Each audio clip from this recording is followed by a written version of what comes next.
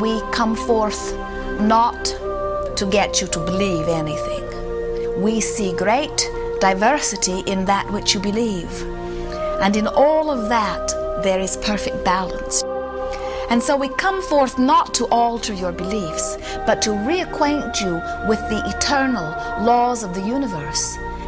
And we are here to express all of that to you in detail. Let's talk a little bit about the nature of desire from, now don't get freaked out, a quantum physics point of view. Oh my God, this is going to talk about physics. I don't want to listen.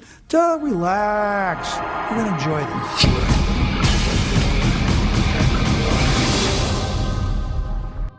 When we look around us, even at our own bodies, what we see is the tip of the iceberg. We could say the classical tip of an immense quantum mechanical iceberg. Everything in the universe is energy. Your body's energy. The room you're living in is energy. Everything you want is energy. And that's not a new idea. A fuzzy-haired guy in 1925 wrote on his chalkboard, E equals mc squared. And we couldn't grasp what that meant. What that says is on one side of the equation is mass and light and everything that we perceive, but it all equals energy. Everything is energy. And let me help you understand that just a little bit. There's the universe, of course, and our galaxy, and our planet, and then individuals, and then inside of this body are organ systems, and then there's cells, and then there's molecules, and then there's atoms, and then there is energy. So there are a lot of levels to talk about something on, but when you get down to it, everything is energy. There's enough energy sitting in there, in one atom, to do amazing things, to possibly even open up the doorways to lighting an entire city. Think of this for a moment. Take your hand and look at it. Now your hand looks solid, but it's really not.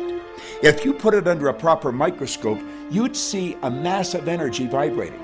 And so everything is made up of the exact same thing, whether it's your hand, whether it's the ocean, or whether it's a star. The colored paper with ink on it is not money. It's just energy. And so part of the illusion that we're living in is that, these things are solid.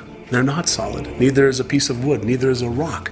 Get the proper microscope and go and look at a wall. That wall is not solid. That wall is a mass of energy in a very high speed of vibration. It feels solid because of the vibration, the rate at which the molecules are vibrating. Everything in the universe vibrates. In other words, everything moves. We live in an ocean of motion. You are vibrational beings in a vibrational universe. Many people are not yet ready to acknowledge that they are vibrational. They prefer to see themselves as blood and bone specimens that they see in the mirror. And we want to remind you that everything that you observe with your physical senses is vibrational interpretation. In other words, you hear because your ears translate vibration.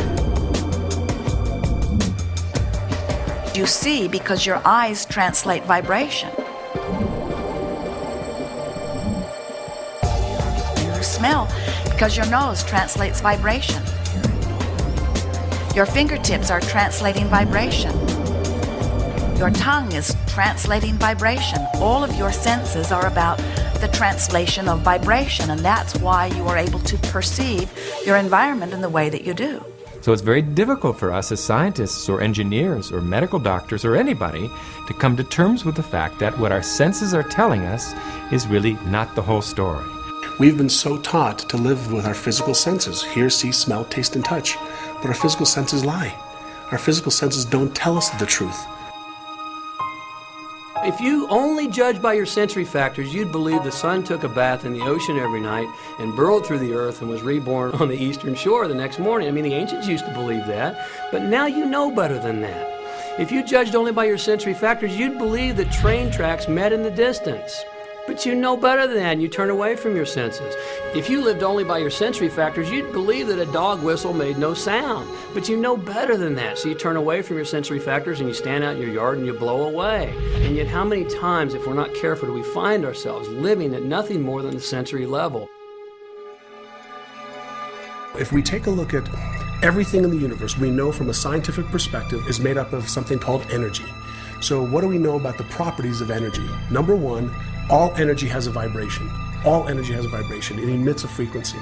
We are frequency generators. If you get close to someone's skin, you can feel infrared energy being given off. If you look at them, you're seeing light energy given off.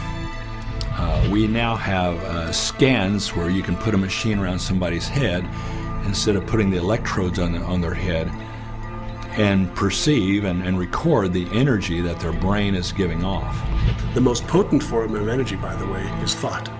It penetrates all space and all time. Every thought has a frequency. We can measure a thought. What most people don't understand is a thought has a biochemical and biological property.